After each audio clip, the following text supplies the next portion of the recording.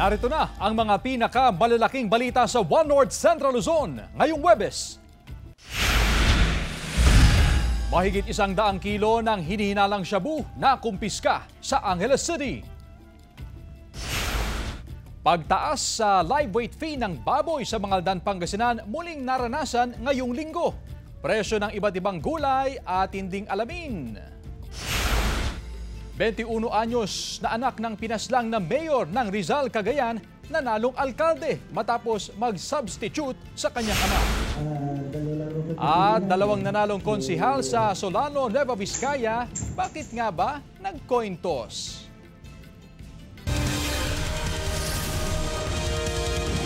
Ito ang GMA Regional TV, One North Central Luzon. Magandang hapon, ako si Chris Zuniga.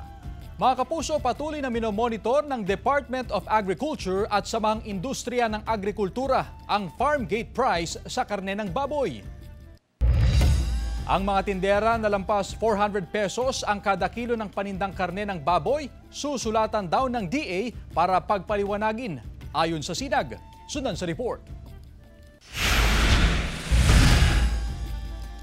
Nagpapatuloy ang monitoring ng Department of Agriculture at Samahang Industriya ng Agrikultura sa presyuhan ng karne ng baboy. Sa ngayon, dapat hindi lalampas sa 400 pesos ang kada kilo ng karne ng baboy, lalo pat nasa 230 pesos ang farm gate price. Sapat din ang supply ng baboy, kaya wala raw dahilan para tumaas ang presyo. Sa Pangasinan, wala namang nakikita ang sinag na problema sa supply ng baboy. Ang minomonitor nila ngayon ay ang mga supply ng baboy na nanggagaling sa labas ng probinsya. Ayon sa SINAG, susulatan ng DA ang mga meat vendor na lampas sa 400 pesos ang kada kilo ng ibinibentang karne ng baboy. Sinulatan ng Department of Agriculture yung mga suspected higher price para malaman kung ano pang situation. Ngayong linggo lang, muling tumaas ang live weight fee ng baboy sa bayan ng Mangaldan. Nakadepende raw sa live weight fee ang presyuhan ng karne ng baboy sa pamilihan. Minsan mataas, minsan mababa. Hindi naman kami nagpipresyo kasi yung mga pinagkukuhanan namin mahal din. Binabudget, sanay na eh. Kung ano nang mayroon, gayon lang, ma'am. Pasok pa naman daw sa presyo ng DA ang kasalukuyang presyo ng karne ng baboy sa Mangaldan Public Market na nasa 380 pesos per kilo. Jasmine Gabriel Galban, One North Central Luzon. Ang latest naman sa presyuhan ng iba't ibang gulay sa pamilihan sa Dagupan City, ating alamin sa live report ni Jasmine Gabriel Galban. Jasmine? Chris, simula ng maranasan ng pag-uulan sa probinsya ng Pangasinan ay bahagyan na ring bumaba ang presyo ng gulay, partikular ng native na gulay sa mga pamilihan sa probinsya ng Pangasinan. Actually, Chris, may mga bayan na tumaas yung production or yung produce ng gulay, kaya naman sabi nga ng SINAG ay nagkakaroon ng pagtaas sa supply ng gulay sa nakalipas na mga araw. Kumpara nung nakaraang mga buwan, Chris, almost 50% na yung ibinaba sa presyo ng gulay sa ngayon. This week lamang, Chris, 3 pesos hanggang 5 pesos yung ibinaba sa presyo kada kilo ng gulay. Gaya na lamang ng sitaw na ngayon ay nasa 60 pesos per kilo. Ang ampalaya ay nasa 60 per kilo. Ang okra ay nasa 80 hanggang 100 per kilo. Actually, yung okra lamang at saka yung petsa yung medyo may kataasan. Ang presyo, ang petsa ay nasa 70 per kilo pero the rest ay mababa. Ang talong Chris ay nasa 50 per kilo. Ang kalabasa ay nasa 20 hanggang 30 per kilo habang ang kamatis ay nasa 40 pesos per kilo. Pagdating naman, Chris, sa highland vegetables ay bahagyang merong pagtaas sa presyo dahil affected yung supply ng gulay. Ngayong nararanasan nga yung pag-uulan. Ang Benguet beans ay nasa 120 per kilo. Ang repolyo ay nasa 80 hanggang 90 per kilo. Ang carrots ay nasa 40 hanggang 70 per kilo habang ang patatas ay nasa 60 pesos per kilo. At ayon nga sa SINAG, Chris, ay inaasahan daw na magtutuloy-tuloy pa yung mababang presyo ng native na gulay hanggang sa mga susunod na araw at yung produce ng gulay o yung mataas sa supply ng gulay ay asahan din hanggang sa mga susunod na araw. Samantala, Chris, sa Pampalasa naman ay medyo nagkakaroon na ng pagtaas sa presyo ng sibuyas sa mga pamilihan sa probinsya ng Pangasinan. Ganon din ang luya na medyo may kataasan din ang presyo pero sa ngayon stable naman ang presyo ng bawang. Yan muna ang latest mula dito sa Malimgas Public Market sa lungsod ng Dagupan. Balik sa iyo, Chris. Maraming salamat, Jasmine Gabriel Galban.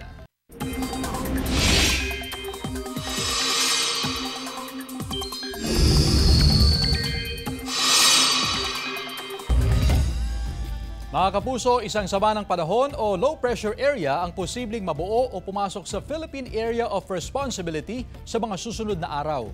May cloud cluster o kumpul ng mga ulap na binabantayan ngayon ng Pag-asa. Sakali namang maging LPA, mababa pa naman ang tsansa nitong maging bagyo. Intertropical Convergence Zone o ITZZ at easterlies ang patuloy na iiral sa bansa. Base naman sa datos ng Metro Weather, may tsansa rin ng pag-ulan sa Northern at Central Luzon. Malawakan ng ulan sa ilang lugar kaya posibleng magkaroon ng baha o landslide.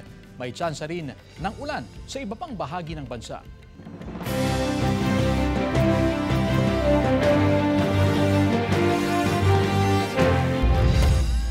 Sa Rizal, Cagayan, ipinroklama bilang bagong alkalde si Jamila Ruma. Si Jamila ang anak ng pinaslang na alkalde na si Joel Ruma na binaril sa isang campaign sortie nitong Abril. Nag-substitute si Jamila sa kanyang ama bilang kandidato. Sa edad na 21, si Jamila ay isa sa mga pinakabatang nanalong mayor sa kasaysayan ng Pilipinas. Anya, itutuloy niya ang mga nasimulang proyekto ng kanyang ama na dating alkalde. Magiging busy naman niya ang ina na si Brenda Ruma. Governor Ramon Gico III ipagpapatuloy ang mga programa sa edukasyon, kalusugan, infrastruktura at turismo sa kanyang ikalawang termino sa Pangasinan. Narito ang report. Sa boto na 881,307, muling nahalal sa kanyang pangalawang termino bilang gobernador ng Pangasinan, si re-electionist Ramon Gico III. Prioridad pa rin daw ni Gico ang edukasyon, kalusugan, infrastruktura at turismo sa probinsya. Magtiwala lang po tayo sa ating mga mithiin at mga programa para sa ating minamahal na probinsya ng Pangasinan. Sa sektor ng kalusugan, hiling ng mga Pangasinense na may pagpatuloy ang pamamahagi ng libreng maintenance medicine, lalo na sa mga senior citizen. Sana po magpatuloy pa rin po yung sa programa niya sa pagkalusugan. Marami din pong natutulungan. Parang sa inyo po, ma'am, halimbawa sa inyo, ma'am, ano yung mga naitulong sa inyo, ma'am? Sa mga seniors po, may natatanggap silang mga maintenance. Palalawigin pa raw ni Gico ang promosyon ng turismo sa iba't ibang bahagi ng probinsya. And now, I think pwede tayong mag-focus na sa tourism din. May major project po tayo sa Manawag for the LGU and for the province itself. Bibigyang pansin din ng Gico administration ang kasalukuyang kondisyon ng mga tulay sa probinsya. Yung ating mga bridges, kailangang isaayos na po natin yung karamihan dyan. Kaya nga po tinigil natin yung quarrying, yung malalaking truck, overloading kasi yun ang sumisira sa ating mga tulay. Kasama si Daryl Peralta, Jasmine Gabriel Galban, One North Central Luzon. Dahil naman tabla ang resulta, nag-coin toss ang Board of Canvassers sa Solano, Nueva Vizcaya.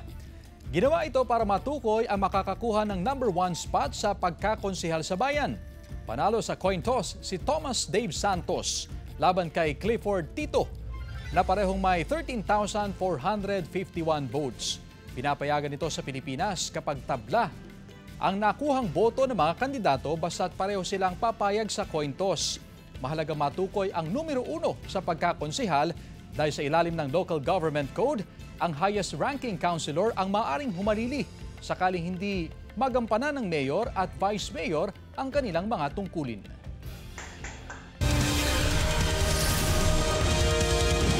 Ito ang GMA Regional TV, One North Central Luzon.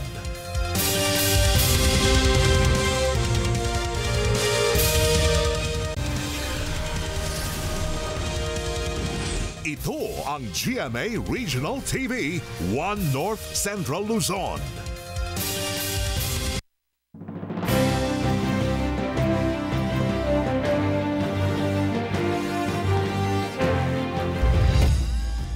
Mga kapuso, ating alamin ang update sa senatorial race ng eleksyon 2025. Base po sa partial unofficial results ngayong araw as of 1:42 p.m. mula sa 97.37% na election returns na pumasok sa COMELEC media server, nangunguna pa rin sa bilangan si Bongo. Kasunod niya si Bam Aquino, Bato de la Rosa, Erwin Tulfo, Kiko Pangilinan. Pasok din sa Magic 12 sina Rodante Marcoleta, Ping Lacson, Tito Soto, Pia Cayetano, Camille Villar, Lito Lapid at Amy Marcos. Rank 13 hanggang 15, sila Ben Tulfo, Ramon Bong Revilla Jr. at Abi Binay. Kasunod nila sila Benhur Abalos, Jamie Bondoc, Manny Pacquiao, Philip Salvador at Colonel Bosita. Muli, ito po ay partial and official results. Naiproklama na ang lahat ng mga nanalong kandidato sa Region 1 ayon sa Commission on Elections o COMELEC 1. Sa ngayon, wala pa naman daw natatanggap ang COMELEC na election protest for manual recount o mga reklamo na hindi sang-ayon sa kinalabasan ng resulta ng eleksyon. Pero sa kabila nito, bukas ang COMELEC sakaling may natalong kandidato na hindi sang-ayon sa election result. Anumang oras ay pwede raw silang maghain ng election protest for manual recount. Merong proseso na sinusunod para rito. Mekanismo nga dyan is mag-file na lang sila ng election protest kung meron man silang reklamo dun sa resulta ng nakaraang halalan. Problema sa underemployment at job mismatch tinututukan ng DOLE Regional Office 1. Balitang hatid ni CJ Torida. Isang licensed criminologist si Kevin Joshua Marinas mula sa Binmalay, Pangasinan. 6 na taon na siyang nagtatrabaho bilang Customer Service Associate sa Dagupan Electric Corporation. Sa katunayan, halos 1 dekada na raw siya sa ganitong klase ng trabaho dahil nagsimula siya sa pagiging call center agent. Nung nagkaroon ako ng experience sa customer service, ayun, medyo kaya naman ng knowledge ko na i-continue yung ganun. And then eventually nag-enjoy naman. So tinuloy-tuloy ko na lang po. 33 taong gulang na si Kevin. Wala na raw siyang planong maghanap ng trabahong naaayon sa kanyang pagiging criminologist. Ma-experience mo yung mga bagay na hindi mo ma-experience eh.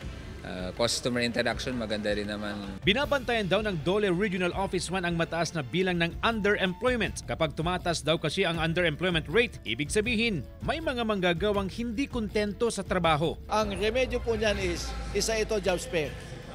Kailangan paigtingin natin ito, yung pagsasalubong ng manggagawa at saka mga namumuhunan. Bukod sa underemployment, tinututukan din ng ahensya ang job mismatch. Pero meron na raw Regional Employment Plan na binuo sa ilalim ng trabaho para sa Bayan Act na pinangungunahan ng NEDA. At nakapagbuo na po kami ng plano na yan to identify yung in-demand sa labor market. Kasama si Henry Duminsil, CJ Torida, One North, Central Luzon.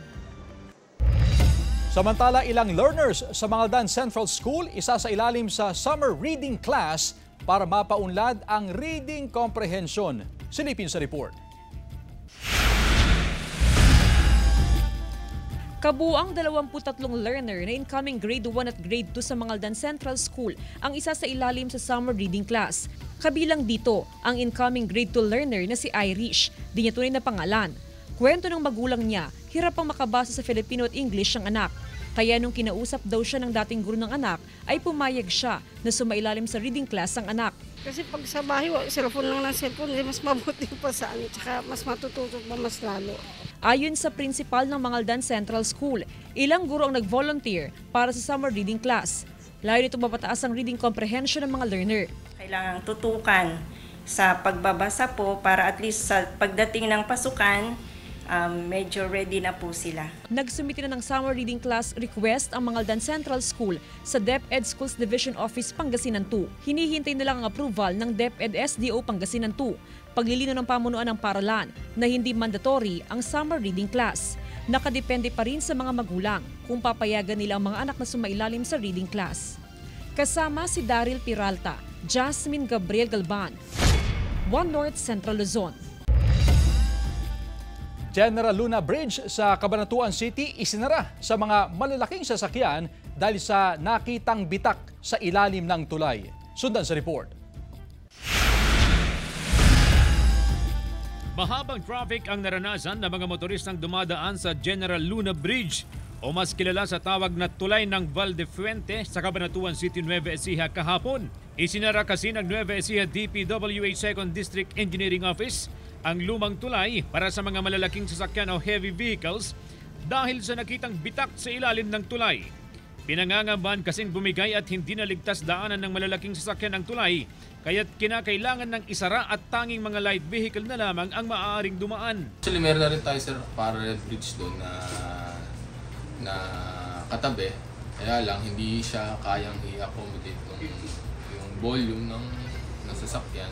Ang pagbabawal sa mga malalaking sasakyan ay para maiwasang mapahamak ang mga motorista kung sakaling tuluyang bumigay ang tulay. Pero bago pa ipatupad ang pagbabawal sa mga heavy vehicle, ay nagkaroon muna ng stakeholders meeting nitong Martes ang DPWH kung saan dumalo ang mga kinatawan ng Cabanatuan City Police Station, LGU, Traffic Management Division at iba pang ahensya, kung saan napagkasunduan ang pagsasara ng tulay at magtutulungan sa pagsasaayos ng mga sasakyan sa lugar kung sakaling bumigat ang daloy ng trapiko. Base sa rekomendasyon ng DPWH, kailangan ng palitan ng bago ang tulay dahil sa kalumaan. Sir, yung pong ano na yon, yung pong mga damage na yon, meron na po kasi kami ditong propose na i-reconstruct yung buong tulay. Nilinaw ng DPWH na nadadaanan naman ang tulay ng mga malalaking sasakyan mula Metro Manila patungong Isabela. Pero ang mga malalaking truck na manggagaling ng Isabela patungong Manila ay dadaan na sa alternate route sa Felipe Vergara Highway sa Cabanatuan City, kakanan patungo sa Aliaga at lalabas sa Carmen Zaragoza at saka pa lamang kakaliwa sa Tarlac Zaragoza Road patungong Santa Rosa. Kaya ang pakiusap ng DPWH sa mga motorista ay magbaon ng mahabang pasensya lalo na kung magkakaroon ng mabagal at pagsisikip ng daloy ng trapiko. Hindi naman siya, sir, totally closure. Kumbaga, sir, yung from north to south, ipoprohibit na natin dumaan yung mga heavy vehicles doon. Tapos, pero yung light vehicle po, passable pa rin naman. CJ Torida, One North, Central Luzon.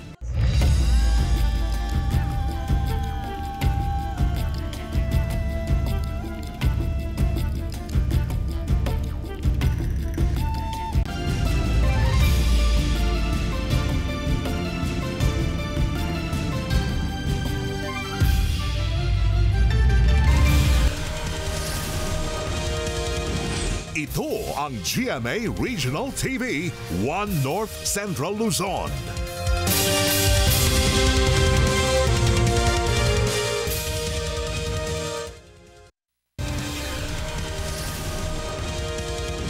Ito ang GMA Regional TV, One North Central Luzon.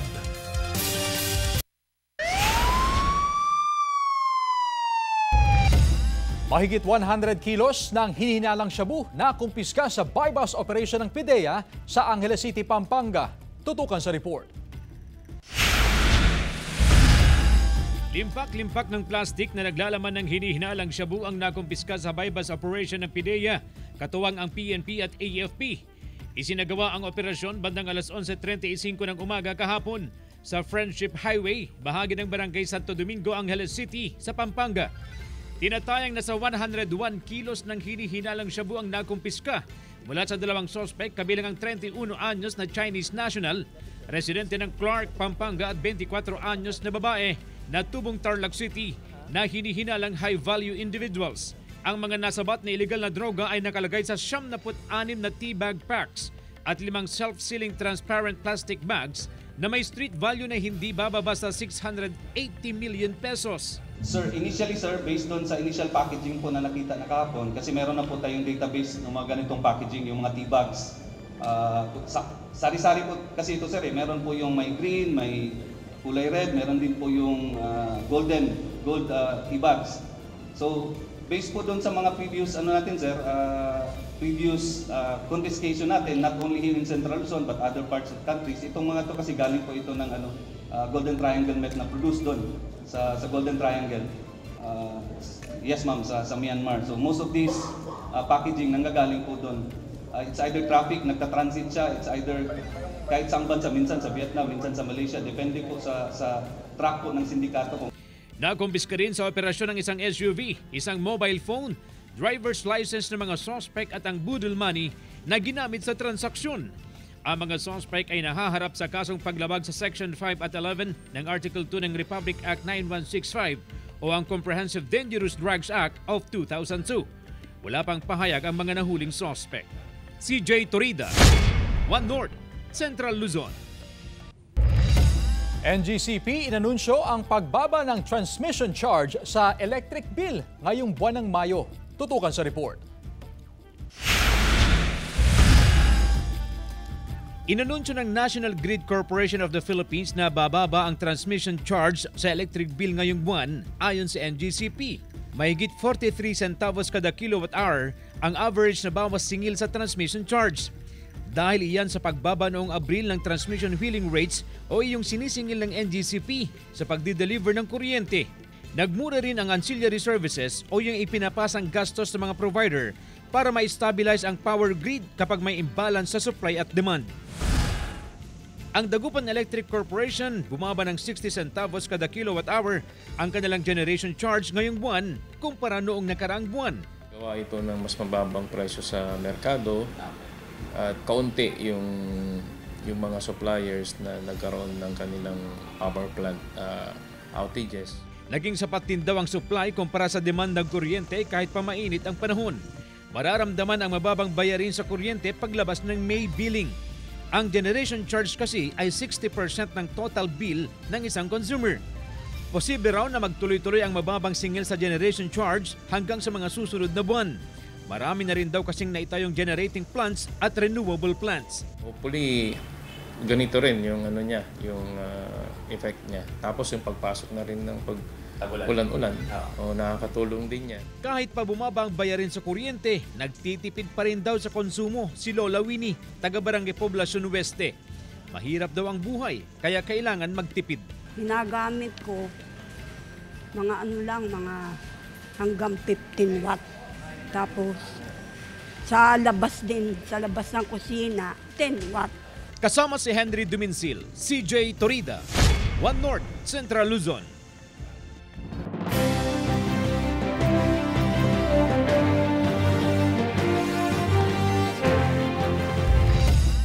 Sweldo ng mga senador at iba pang opisyal ng local government unit, ating alamin sa report. Bilang mamamayan ng Pilipinas, nagbabayad tayo ng buwis para sa iba't ibang proyekto at programa ng gobyerno. Sa mga buwis din kinukuha ang pampasweldo sa mga opisyal ng gobyerno, kabilang ang mga nanalo sa katatapos lang na eleksyon. Magkano nga ba ang kanilang buwanang kita? Ang mga senador at miyembro ng House of Representatives o mga kinatawan ng mga distrito at mga party list nasa salary grade 31 ayon sa Department of Budget and Management. Ang sweldo nila mahigit 293,000 pesos hanggang mahigit 334,000 pesos buwan-buwan. Kung Senate President naman o kay House Speaker, mas mataas pang sahod dahil sila ay kabilang sa salary grade 32, mahigit 347,000 pesos hanggang mahigit 398,000 pesos buwan-buwan. Kabilang naman sa salary grade 30 ang mga gobernador ng mga probinsya. Ang sahod nila hanggang 226,000 pesos kada buwan. Magkakaiba naman ang sahod ng mga alkalde, depende kung saan sila namumuno. Katulad sa mga gobernador, salary grade 30 ang mga city mayor, salary grade 27 hanggang 28 naman ang mga municipal mayor. Nasa mahigit 142,000 pesos hanggang mahigit 178,000 pesos yan kada buwan. Jasmine Gabriel Galban, One North, Central Luzon. 20 pesos per kilo na bigas na binebenta sa Kadiwa Store sa Lingayen, Pangasinan, tinatangkilik ng mga mamimili. May ulat, Jewel Fernandez. Pinilahan ng mga mamimili ang 20 pesos per kilo na bigas sa harap ng munisipyo ng Lingayen, Pangasinan. Bahagi ito ng kadiwa ng Pangulo na programa ng Department of Agriculture. Prioridad dito na makabili ang mga nasa vulnerable sector gaya ng mga PWD, senior citizens, solo parents at mga nasa ilalim ng 4Ps. Hindi pinalagpas ni Nanay Julie ang pagkakataong makabili ng 20 pesos per kilo na bigas. Malaking tulong daw ito ngayong kailangang pagkasyahin ng budget dahil sa mga nagtataas ang presyo ng mga bilihin. Kahit papano, siyempre nakaka-minus sa gastusin nito ay 20 pesos lang, sir. Limitado lang sa 5 kilo ang murang bigas na maaaring bilhin ng kada individual. Meron ding bigas na 30 pesos per kilo. Maaari lamang makabili nito ng hanggang 25 kilos kada tao. Pasensya na po sa ating mga kababayan po na hindi po makabili po ng ating 20 pesos NFA rice kasi po very limited po ang stocks po natin.